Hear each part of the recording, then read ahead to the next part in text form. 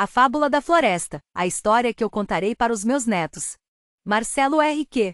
Assim que criou os animais, Deus colocou todos eles juntos numa floresta. Para não interferir na administração da floresta, Deus disse que eles, democraticamente, votassem em quem deveria administrar a floresta. Antes, quem administrava a floresta eram os corvos, porém, cansadas de tantos desmandos, as onças se rebelaram e durante 20 anos foram elas que tomaram conta da floresta e de todos os animais com garras de aço. Terminados esses 20 anos, as onças, exaustas de tantas críticas, entregaram para quem quisesse governar. Inicialmente seria uma raposa velha, mas por um problema de saúde, a raposa velha morreu e o chacal assumiu seu lugar. Depois disso vieram outros animais como a hiena, que dizia que iria caçar os animais marajás, etc. A cada eleição o rato concorria, mas não ganhava nada, até que um dia ganhou pela insistência, prometendo transformar a floresta no melhor lugar do mundo. Durante 8 anos o rato fez da floresta o que bem quis e só roubou a comida dos outros animais.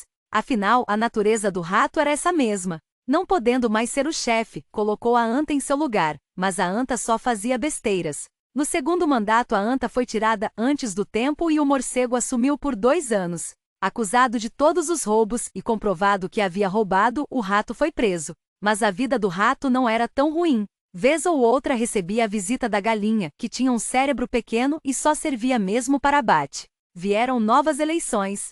Os animais cansados de tantos anos de roubalheira votaram no leão, que ganhou de lavada. Assumiu a floresta para descontentamento dos jumentos, burros, mulas, pacas e hienas que ainda apoiavam cegamente o rato, mesmo sabendo que ele havia roubado. É que o rato, durante a sua gestão, dava caroços para esses animais, enquanto os frutos mesmo iam para os seus amiguinhos ratos também. O leão começou a mudar a floresta. A comida não desaparecia, muitas modificações foram feitas e a floresta avançava. Mas isso causou descontentamento nos outros ratos, que então armaram uma armadilha contra o leão.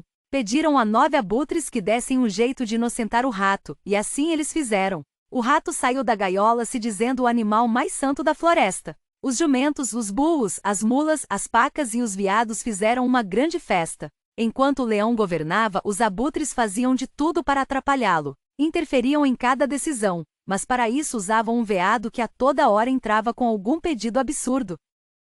O leão não queria ferir as leis da floresta, mas algumas decisões foram tomadas para impedir o avanço dos ratos, e o leão consultou as onças, os patos e os pássaros sobre a possibilidade de intervir, mas infelizmente as onças já não eram mais as mesmas de antes. Haviam se transformado em gatinhos medrosos. Os patos até tentarem, mas sozinhos não poderiam fazer nada. Já os pássaros. Que lástima! Não havia entre eles um líder que tivesse a coragem de uma águia, e não passavam de pombos daqueles que cagam tudo, não cantam e só enchem o saco. O líder das aves era uma avestruz que enterrou a cabeça num buraco no chão. Deixaram o leão sozinho. Enquanto isso, os canários cantores e os pavões, acostumados à vida fácil e a receberem os alimentos de graça, faziam propaganda contra o leão, ajudados pelos papagaios. Novas eleições vieram. Os abutres deram um jeitinho de manipular o resultado, e o rato foi eleito o rei da floresta novamente. E ai de quem falasse alguma coisa. Um dos abutres mandava prender na mesma hora. Instalou-se uma ditadura na floresta para a tristeza e indignação da maioria da fauna, com exceção dos burros, antas, mulas, piranhas, ratos, papagaios, corvos, serpentes, abutres e pacas. O leão triste foi para uma floresta distante. Enquanto isso, o rato voltou a roubar como nunca. Colocou todos os animais que haviam colaborado com ele na sua administração, e esses eram os que mais faziam besteiras.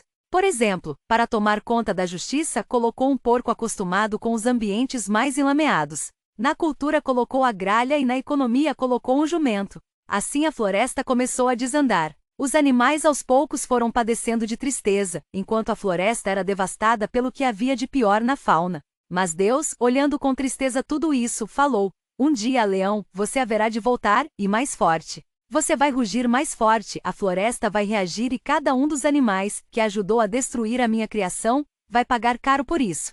Inclusive os que te traíram ou se acovardaram. Que a minha justiça seja feita e não a dos abutres. E todos os animais se animaram, porque Deus é Deus.